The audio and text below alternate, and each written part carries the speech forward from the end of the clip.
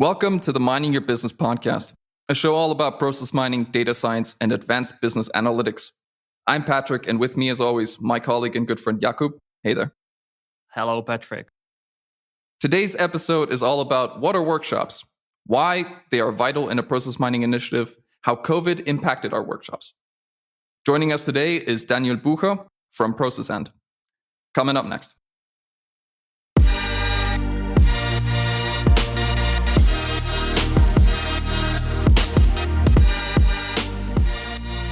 Welcome to the latest episode of Mining Your Business podcast. Today, as a guest, we have another colleague of ours, Daniel Bucher. Daniel, welcome to our show, man. Hello, guys. Thank you for inviting me to your podcast. I'm also an active listener and really appreciate it that I can join you today. We couldn't be happier to have you here. So, Daniel, we do know you. However, our listeners don't. So, first of all, tell us something about yourself. What do you do? What's your position in our company? And tell us about yourself. Sure. So to everyone listening today, my name is Daniel. I'm a lead consultant at Processand. I joined Processand almost 1 year ago now. Time flies. And I started my professional career in the automotive industry. My background is I studied industrial engineering, worked for several years as a project manager in the automotive industry, and always felt like I want to do something else. And that's why I joined Processand 1 year ago. It's actually great because you just said that you had a consulting experience in another huge and famous company in automotive. So you are the expert about the topic we are going to cover today, which are workshops. Workshops in general are, even though us, the IT people, don't really like it, they are a vital part of any process mining implementation. And we do host a couple of different workshops. And then, therefore, I would like to give a word to you. So first of all, can you tell us what the workshops are for and what is it even a workshop? Mm-hmm. We call it workshop. Some people would just call it a longer meeting. But the thing is, why do we do workshops? When we start a project and we go to the customer and we get to know them and get to know what they want to do, therefore we need some time with them. We need to gather all the stakeholders together to get to know them, also to understand their business needs, their strategic goals, and therefore we do the workshops.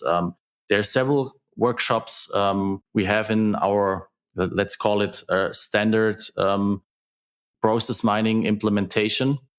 And if you want, I can, of course, give you a short overview of the content we have in these workshops and who's participating.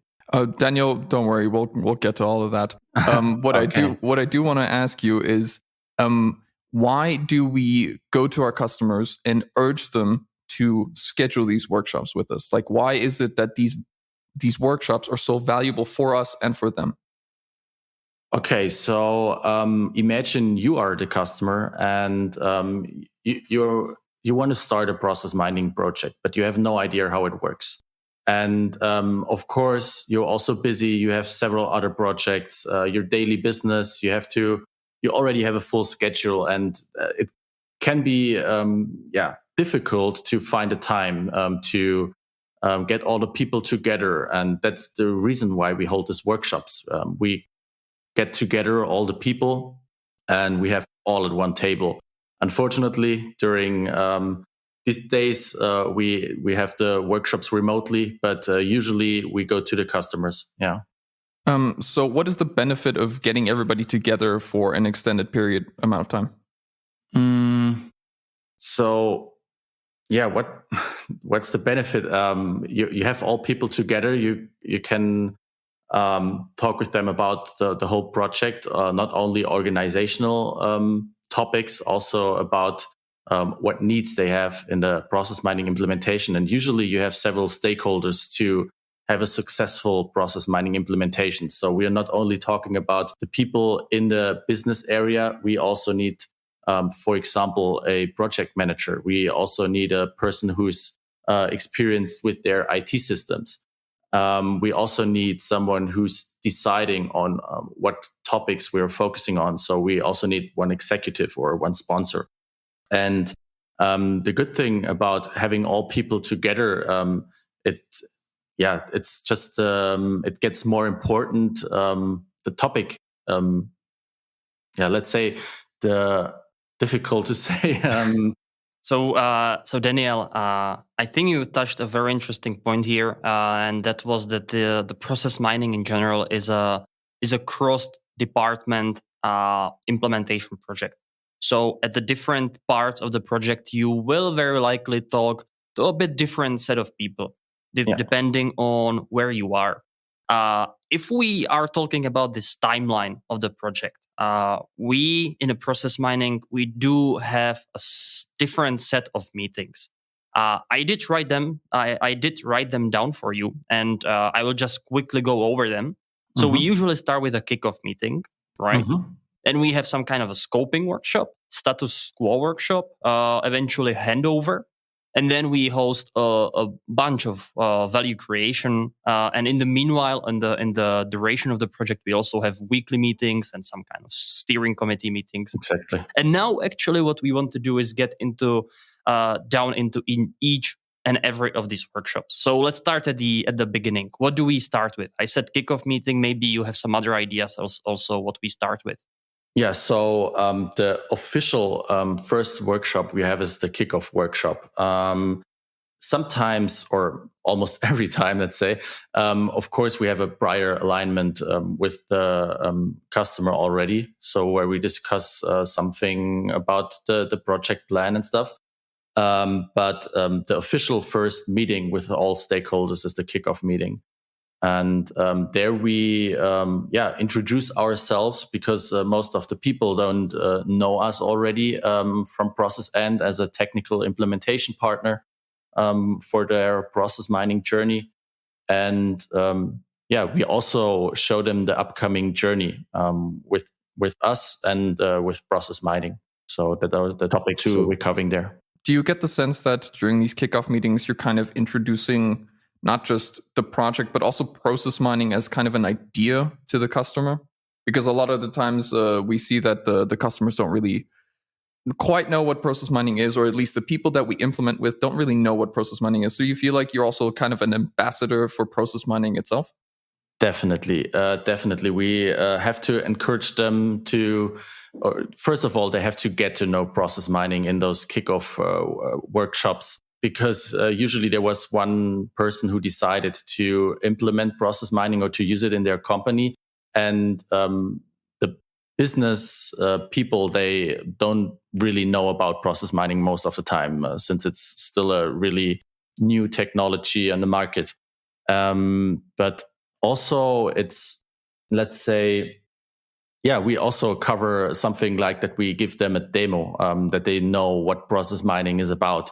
Because, of course, all the participants, they maybe heard of process mining, but for them, it's the first time that they really go into the technology and experience how it can look, how we visualize their processes. Yeah.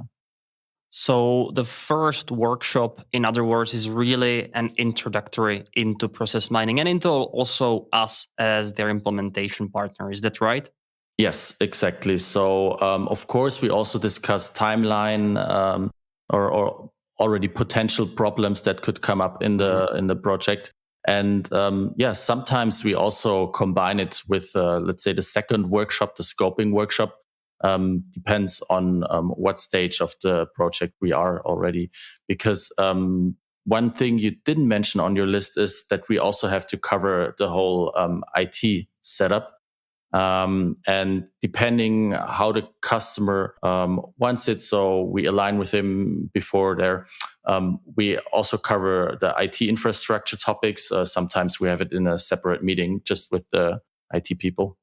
That's a very good point, actually. So, yeah, at the kickoff, what we do, we really separate it into kickoff maybe with business or with all the users. And then we start leading these two branches, one with the business people and one with the IT guys. As you said, we are supporting them in the technical implementation as well.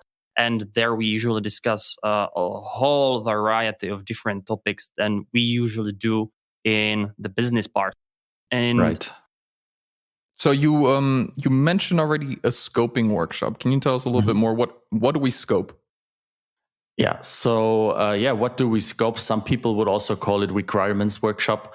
So it's definitely all about the requirements, all the analysis our customers want to have with process mining, all the use cases they want to analyze.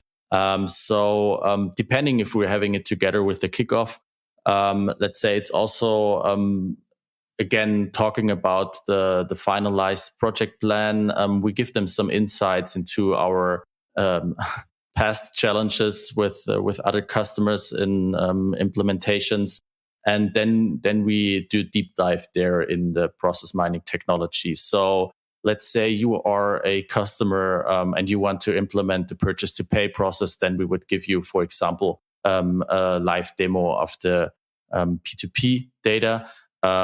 Depending if sometimes we can already have a look also on some of their data if we already extracted some data from their source system, but most of the time it's with demo data. So who are the participants of the scoping workshop? The participants of the scoping workshops are usually, so let's say we have me as a consultant from our side, and also one data scientist as a technical sparring partner from our side. And from the customer side, you would usually have the project manager, whom we're talking to most of the time during the implementation. And then definitely you need the process owner, someone who's deciding on what are the bottlenecks they're having right now and what they want to focus on, which use case is interesting. So we also ask them if they can tell us about their current pain points to get to know their need for the use case, and then we can also show them something there.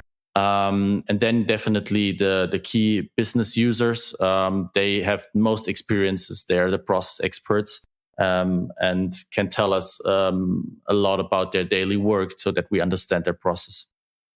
How do you go about? So you have this scoping workshop. You have a lot of people involved who have a certain idea about what to do and what they want to measure, what they want to focus on.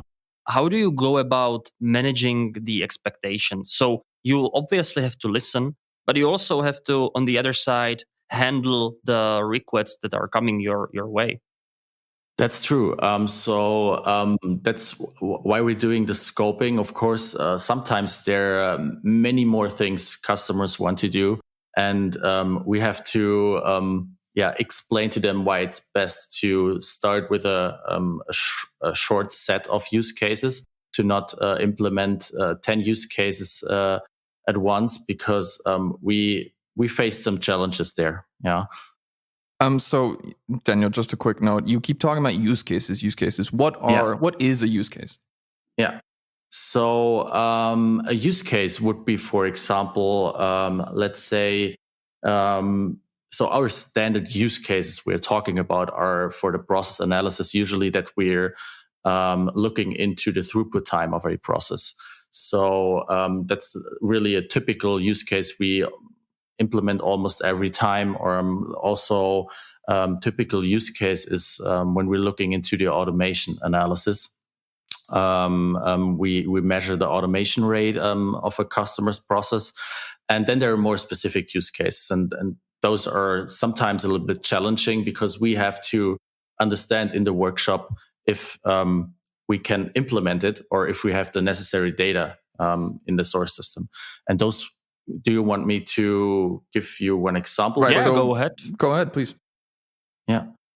For example, yesterday we had a customer where we did the scoping workshop, and this customer wants to implement his meter to cash process.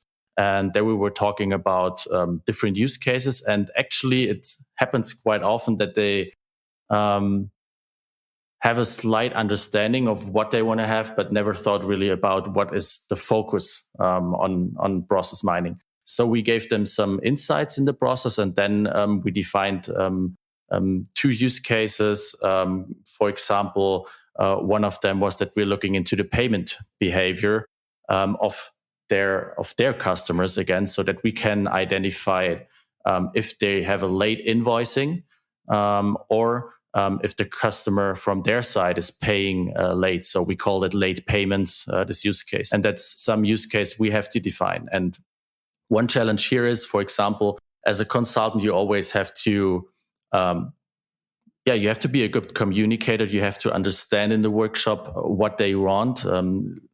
Read between the lines, and also that's the hard part. Yeah, that's the hard part. And you always have to listen, of course, because sometimes you just have to ask a lot of questions to get to know which KPI they want to have and which use case. So I actually, sorry, Patrick, I'll take this one. I have two questions, actually, follow-up question on what you are saying. So the first one is, how do you go about prioritizing the use cases? So let's say you have a very ambitious customer who wants to do 10 use cases, but as you said, it's not a good idea to start with too many. How do you tell them which are the ones that you're going to do first and which you put on hold for now? So usually we talk about it, about how many use cases we want to implement already before the workshop with the sponsor, with the project manager. So let's say for a standard implementation, it would be 3 use cases, and of course we always want to, or if there are more ideas already, we still try to collect all this focus analysis they want to have. And then we can go to prioritization. So usually once we have all use cases defined, then we talk about which one should be prioritized, which one is of most need. And we can also give them some insights in which use case, for example, is easier to implement, where we definitely have data in place, at which use case we have to look into if we can realize it. So sometimes if it's something very specific, we're not talking about a standard process, then we also have to look into the data first to be able to say, okay, that's manageable, or we need more time there, or there's just data missing and we can't do it. Mm-hmm. I remember I saw in your PowerPoint slides once this metrics of implementation or of the use cases. Do you remember that? Could you tell us something more about these metrics? If I get it right, I think you're talking about the impact effort metrics. Exactly. Yeah. So you could also use that for the use cases. We usually do it for another workshop where we're talking about where we looked into, or it's at a later stage of the process mining implementation, where we look into how much value we can realize with a use case or with an action. And there we give them an overview. Let's say if we calculated a business case and we know how much effort is behind it, then we can put it into this metrics and say, okay, there's one action for the use case where we can really start right away, and that's we call it a quick win. And sometimes we see, okay, there are possibilities to improve your process, but it's maybe more kind of change management thing, an organizational topic, and then you would put it rather into the other part, and because it's more effort involved, and then you'd say sometimes it's a long-term project. Yeah. And then I actually had the second question. You have a use case that you are not really familiar with, which happens all the time. Let's be honest. You don't really have time to cover it in the workshop. what do you do then? Let's say you have something you hear for the first time, or you're not really comfortable doing straight ahead after the scoping workshop. What is the process then? Okay, so we try to avoid that by having one data scientist also in the workshop who has a pretty good understanding of the, let's say, if SAP is our source system, of the tables. And we try to avoid it this way, that we already have a really good understanding if the use case is manageable. But for the question you ask, I would say the best thing is just to collect as many information as possible, to ask many questions about the use case. Where are the pain points? What is their goal? What KPIs they want to have displayed? And then take it and have a look at it when the data is available. Once you kind of understand what they want out of the use case, is there ever a point where you just say, we can't do it? What happens then? There are points where we say we can't do it, but usually in the scoping workshop, imagining we're in the scoping workshop, depending on what topic, we cannot say if it's doable or not. Then we would look into it. If we know right away, the data is missing in your data set. For example, if we're talking about purchase to pay implementation and the customer only wants accounts payable use cases, and it's just not manageable to map those tables, then we have to tell them, okay, you definitely need another data model or another process. Otherwise, it will be challenging and we cannot do it. A good example here is, for example, if you're talking about the purchase to pay process and you want to map some production tables and you just don't have the tables available for some material in your warehouse where we don't have the connection for the order. Okay. So if I sum up the scoping workshop, it's a vital part of all this implementation, because first of all, you find out what the customer actually wants. You can manage the expectations, and you define what will be a part of the process, what won't be part of the process. You get to meet the team, and you basically set on the way, and then you start with the actual work, which is the implementation. What happens then? What is the next workshop after this scoping? So the next workshop after the scoping is the status quo workshop. So once we have all the information from the customer, we usually start implementing, setting up the extractions, transformations, working on the analysis and different use cases. And let's say 6 weeks later, we come together and we have, again, all the people together, same people from the scoping workshop.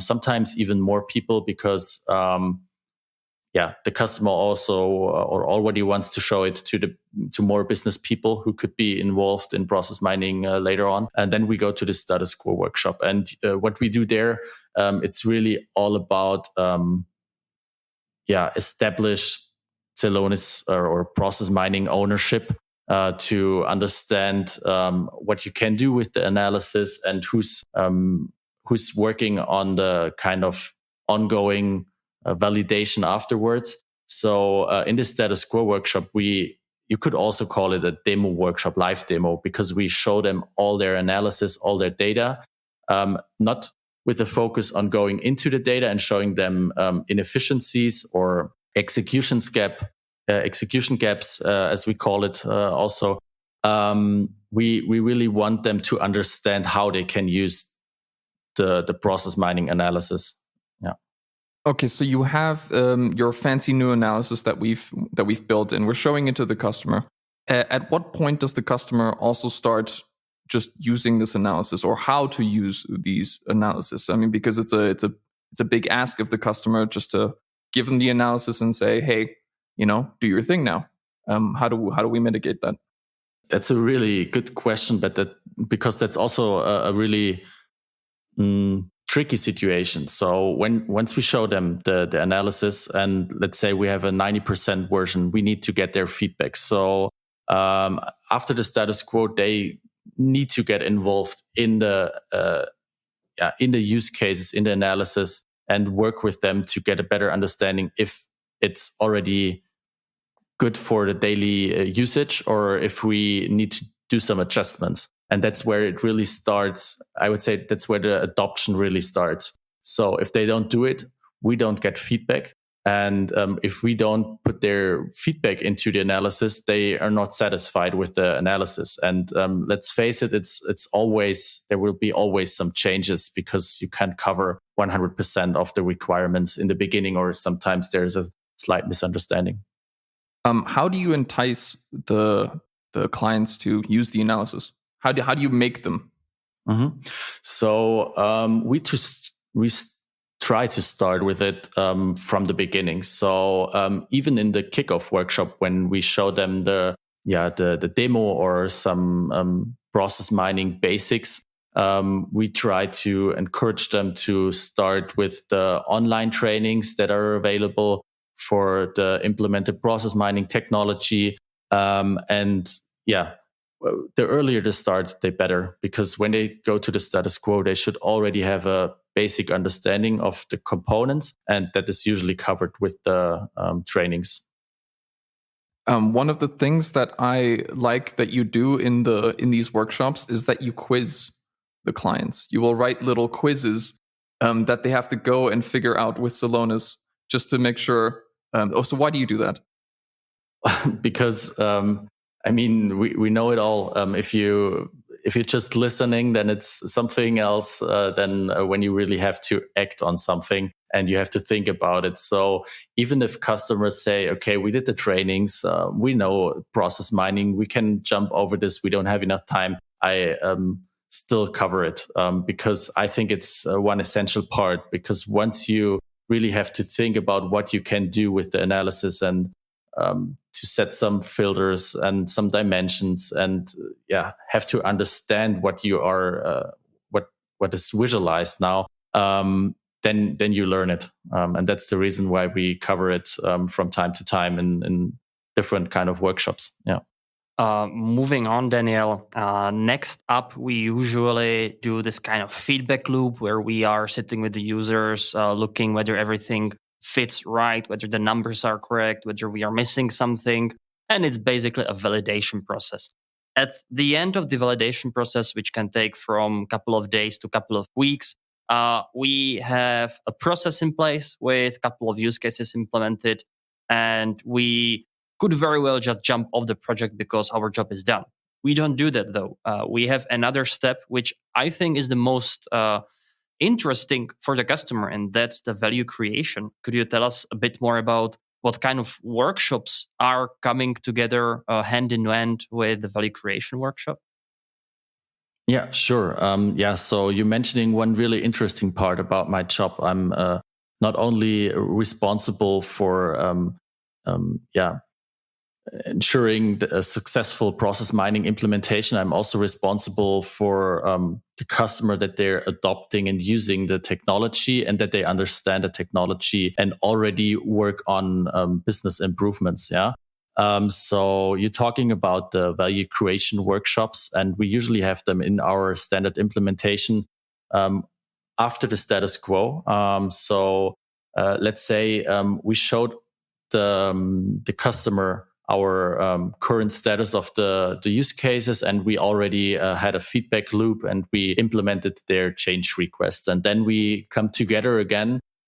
Usually I like to keep the momentum and don't have it too far away from the latest workshop, because then they're still familiar with the analysis and they know the use cases, and you don't want to lose that momentum. And then we go into this value creation workshop and show them again how they can create value out of their analysis now. So first of all, we show them again how to deep dive in Celonis, how to work with their use cases. And we prepare in advance with that, because we can show them the bottlenecks in the processes. Depending on what kind of process it is, of course, sometimes they are the experts on it. For example, if we're in an insurance company, then we are more, a moderator or a host of the workshop, and we try to bring them to the right points in their process. Yeah. How do you define value in these value creation workshops? Good question. So we define value by generating a business case. So let's say you're looking into your data and you see there's a process step and that's causing manual effort. And behind every of this process step or activity, you can say there are 5 minutes of manual effort. And we see that there are a lot of cases flowing in the process through this step. Let's say, for example, 20,000 at a customer, and then we can calculate a business case with them. And of course, so first of all, we would calculate this manual effort that is cost, and then we would think of for example, another or improvement actions that we can do. So can we eliminate this task for the changes and think about how much effort we have done with it, for example, in automation. Okay, so you have your improvements, quote unquote, that the customer wants. You have your value that these things generate, and now we get to your fancy little matrix that you have. What can you tell us about the actionable parts of this value creation workshop? Yeah, so towards the end of a value creation workshop, you usually identified some improvements, and you already have a really good understanding of what actions can be done or can be considered as a next step in the process mining optimization phase. So that's really when the work starts, and there the impact effort metrics comes into place. So depending on how many use cases we have, you always have to think about which use case or with which action should we start. And there we try to prioritize by looking into, we should start probably with the most easiest ones, where we create a lot of value. So we're talking here about this, quick wins, and usually we start with those. And then, of course, it's all about the customer, because we can identify it with them, but then they have to learn to walk themselves. And that's also something for the further processes they want to implement. Of course, we can show them what actions need to be done or work it out together with them, but then they need to take the action inside their company. And that's really all about it. If they do nothing, then this value never gets generated. Yeah, so the overall goal is to go from early adopters, from one person that voted for or upvoted process mining tool in their company, to a mass adoption, to have multiple users who are actually actively using the process mining tool and trying to engage and explore some value out of it. That's really the goal. And in ideal scenario, we come into that after the initial implementation, and we can build on that. However, we are still talking about workshops, and I would like to now shift our focus to a bit more general thinking. And Daniel, if we are going into the workshops, especially now, there is during COVID pandemic, we had to shift from on-site workshops to more of online workshops. What pros and cons come into that, and how do you even? Yeah, let's start with the pros and cons. How do you weigh in on having on-site versus the online workshop?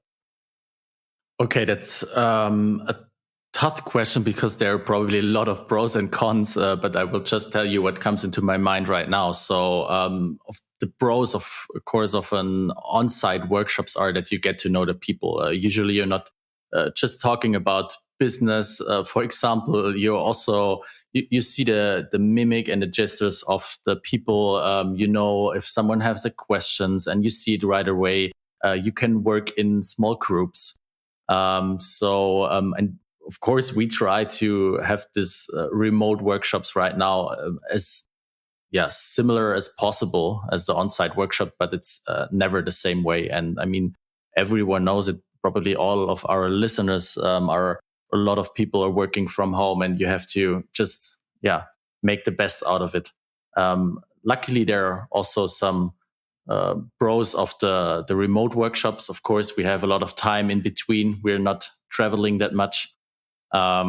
So that's a good thing from what I personally think, that we have a lot of time there to focus on other topics and save the time here.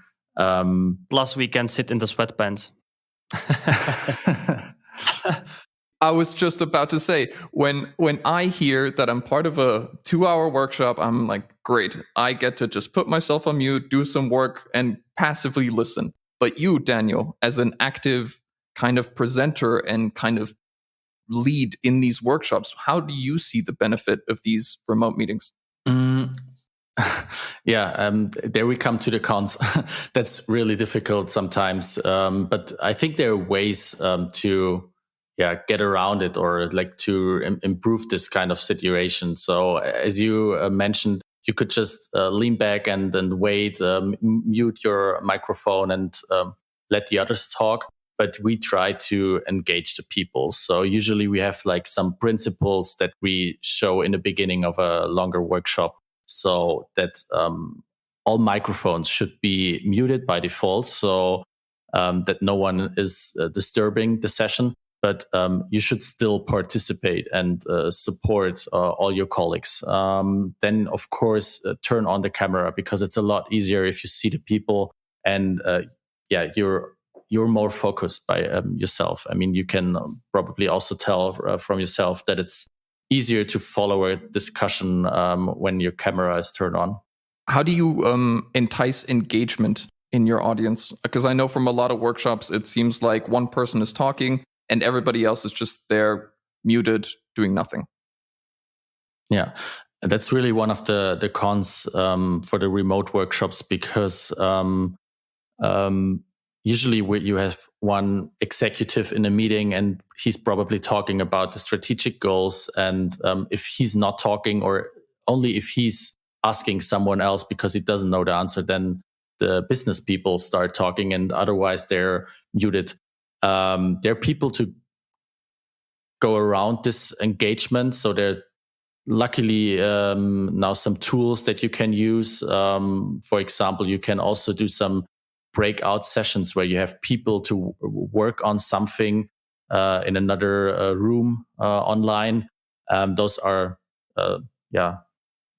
steps you could do to go around this problem of that no one is talking, or just one person is talking. And also, of course, there's another topic. You could just ask the people directly, and that's something I do. If I don't hear anything, I sometimes just ask the person from the business area if they could tell us a little, and ask a lot of questions. You mentioned tools. Could you maybe name some of them and explain us what is really the perk of using this tool? Because maybe some of the listeners are really looking for some inspiration on how to enhance their own workshops. So please give us some advice. Okay, sure. Recently I'm using a lot of collaboration tools. And one I really like is Miro. Miro is an online whiteboard where hundreds of people can work together on a topic, and you can set up this whiteboard with for different purposes. So you could also use it internally in meetings. For example, if you are doing a retro on a project, everyone can join this whiteboard and work on it. But you can also use it to gather feedback from customers. We use it in all of our workshops now, and it's really helpful. And people like it because they, the more they have to do themselves, the more attention and focus you have, and they really think about it. And another cool tool for polling and for questions is Mentimeter. We also use it sometimes if we want to gather feedback or want to have their opinion on something. Those are really the two tools that come into my mind that I really like. All right, Daniel, before we let you go into what is very likely a workshop, because I saw your calendar and it seems that you are just going from one to another, so you will have time to refresh what you just said here to our listeners. Daniel, we always like to ask some personal experience of our guests here. Can you tell us some good and bad story that happened during one of your workshops? So something maybe funny, something that didn't go very well, and so on. Sure. Let me think about it 1 second. What went really well is that we had one customer, one project, really fast project. They decided that they want to implement the purchase to pay process, a large German customer. And I think we implemented it in 4 to 5 weeks. So that was really fast. And we also set up different kind of use cases. And I remember this from last year because they were really engaged. All the people from their side, they really wanted to work on it. And we saw that. And we also created tremendous amount of value within a short time. So I think one month after the implementation, we already had really nice decisions on how to proceed with the process and what needs to be changed. That's something I really remember positively. Something bad or a mistake that I remember is, I think it's really important for a process mining implementation in general to have this scoping workshop. As you mentioned before, it's really one essential part. If we don't scope it right, then there can be a mess. Then we have too much stuff. And I would say always focus on the small things first. So decide on 2 use cases maybe that you want to look into, or just even the process analysis itself, and then go further. Because once you have this insights, and then it's a lot easier for the business people to adopt with the software, then it's more smooth to go to the next use cases. So simply don't get overwhelmed from the very beginning, because once you start that, it's very, very difficult to get back on track, right? Yeah, exactly. Absolutely. Okay, Daniel, I was very happy to talk to you here today. We will probably invite you sometime in the future again, as you are the lead consultant from Processand. For the rest of the listeners, we are very grateful for your time and for making time for our next episode. As usual, you can just write us on an email on miningyourbusinesspodcast@gmail.com. Otherwise, we will be looking forward to you in 2 weeks' time with another episode of Mining Your Business Podcast. Thank you very much, Daniel, Patrick, and thank you too as well. It was great to chat with you. Awesome. Thank you, everybody. Bye. Bye. Bye.